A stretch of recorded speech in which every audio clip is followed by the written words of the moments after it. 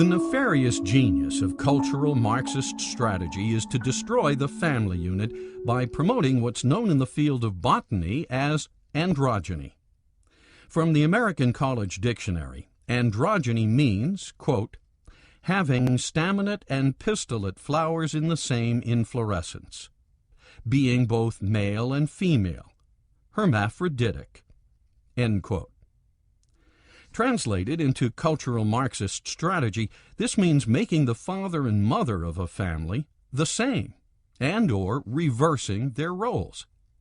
How is this done? Well, it starts with invalidation. I hate this house, and I don't want to be here anymore. As previously discussed, one of the key technologies of the Frankfurt School is critical theory. Recall, the purpose of critical theory is to instill cultural pessimism.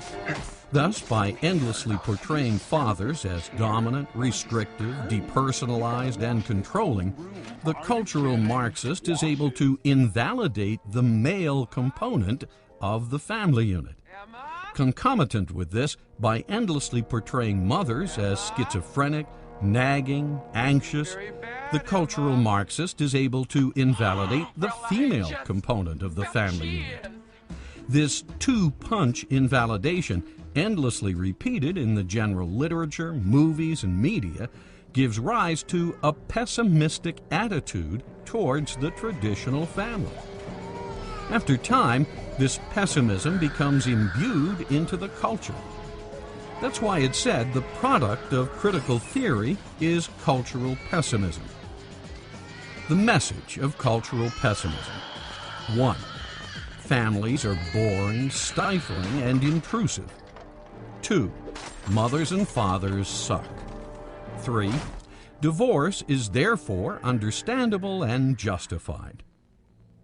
With divorce made understandable and justified, even laughingly made easy by calling it no fault, 1 out of 2 nuclear families now disintegrate into chaos. Most contracts, the court system tries to sustain the contract. If you and I are doing business together and they're trying to protect that contract because the contract was entered into in good faith for good principles. However, although the marriage might have been entered into in good faith, by breaking that, they can put a lot of people to work. Not only the marital courts can go to work, there are also the social workers that go to work. There's also a whole team of people, including the IRS, who prey off of them. And one court in Massachusetts says, we're going to bring this father to his knees and take all of his money from him. So there's a whole movement by the courts to make money off the dissolution of marriage. After the mother and the father are finally done arguing or negotiating over custody of the children and possession of the assets, 2 new family homes are usually established. He lives here and she lives there. Each new household economy now has to have a redundant, otherwise superfluous set of rent or mortgage payments, energy and utility demands, and household furnishings and accoutrements. Extensive and complex scheduling of child visitation then must be established.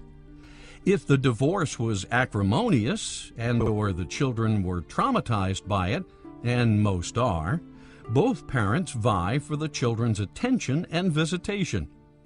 As they do this, knowingly or unknowingly, they spoil the children with unending material gifts, junk food, sugar, unearned validation, and parental supervision so lenient it borders on gross negligence.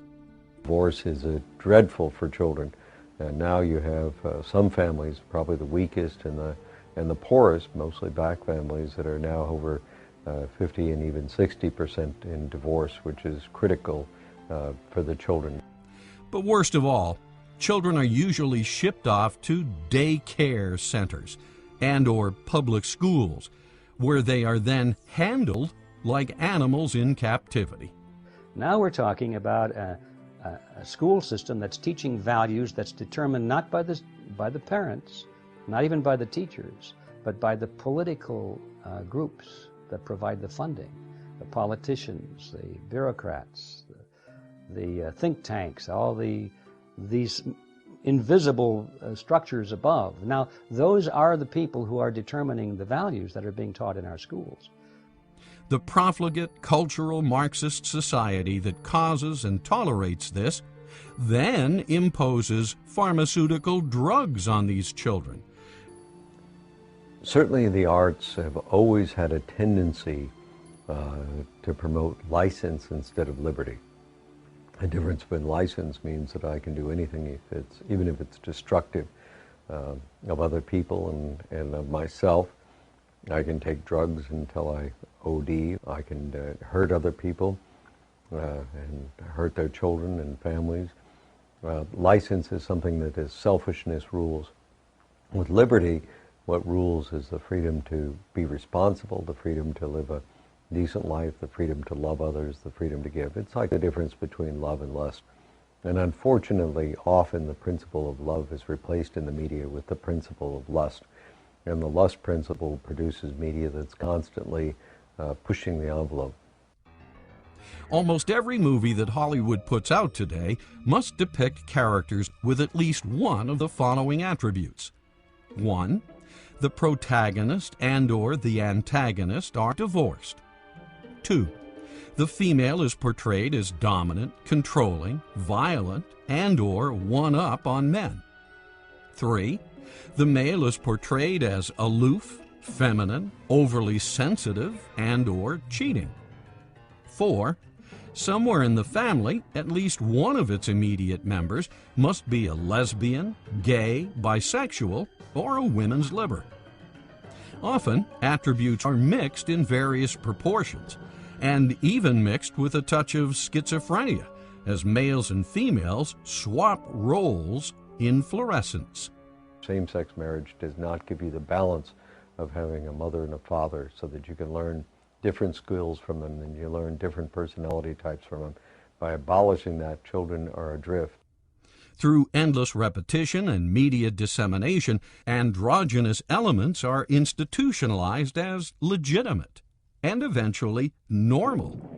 Cultural pessimism has been taken to a whole new level. Complete tolerance for dysfunctional social structures and inefficient economic units. Proof that Christian values do not work. Schools should be completely operated by parents.